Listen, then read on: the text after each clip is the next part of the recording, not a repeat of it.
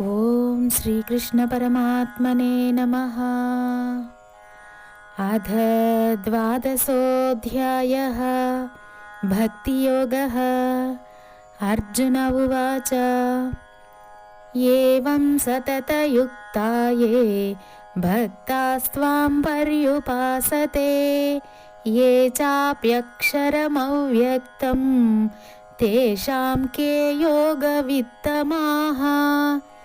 శ్రీభగవాన్ ఉవాచ మయ్యావేశ్య మనో యే మాం నిత్యయుక్తా ఉపాసతే శ్రద్ధయా పరయోపేతాః తే మే యుక్తతమా మతాః. ఏ త్వక్షరమనిర్దేశ్యం అవ్యక్తం పర్యుపాసతే సర్వత్ర గమచింత్యం చ కూటస్థమచలం ధ్రువం సంనియమ్యేంద్రియగ్రామం సర్వత్ర సమబుద్ధయః తే ప్రాప్నువంతి మామేవ సర్వభూతహితే రతాః. క్లేశోऽధికతరస్తేషాం అవ్యక్తాసక్తచేతసాం అవ్యక్తా హి గతిర్దుఃఖం దేహవద్భిరవాప్యతే.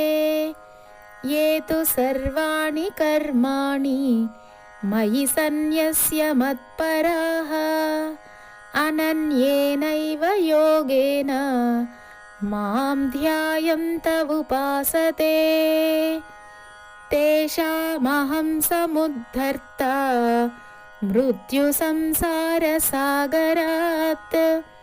భవామి న చిరాత్ పార్థ మయ్యావేశితచేతసాం.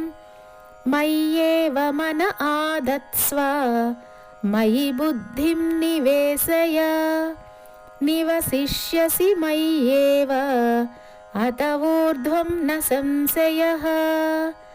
అధ చిత్తం సమాధాతుం న శక్నోషి మయి స్థిరం అభ్యాసయోగేన తతో మామిచ్చాప్తుం ధనంజయ. అభ్యాసేప్యసమర్థోసి మత్కర్మ పరమో భవ మదర్థమపి కర్మాణి కుర్వన్ సిద్ధిమవాప్స్యసి. అథైతదప్యశక్తోసి కర్తుం మద్యోగమాశ్రితః సర్వకర్మఫలత్యాగం తతః కురు యతాత్మవాన్. శ్రేయో హి జ్ఞానమభ్యాసాత్ జ్ఞానాధ్యానం విశిష్యతే ధ్యానాత్ కర్మఫలత్యాగః త్యాగాత్ శాంతిరనంతరం. అద్వేష్టా సర్వభూతానాం మైత్రః కరుణ ఏవ చ నిర్మమో నిరహంకారః సమదుఃఖసుఖః క్షమీ.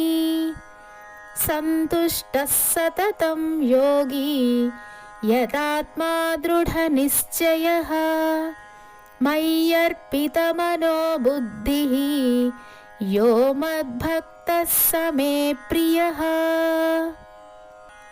యస్మాన్నో ద్విజతే లోకో లోకాన్నో ద్విజతే చ యః హర్షామర్షభయోద్వేగైః ముక్తో యః స చ మే ప్రియః.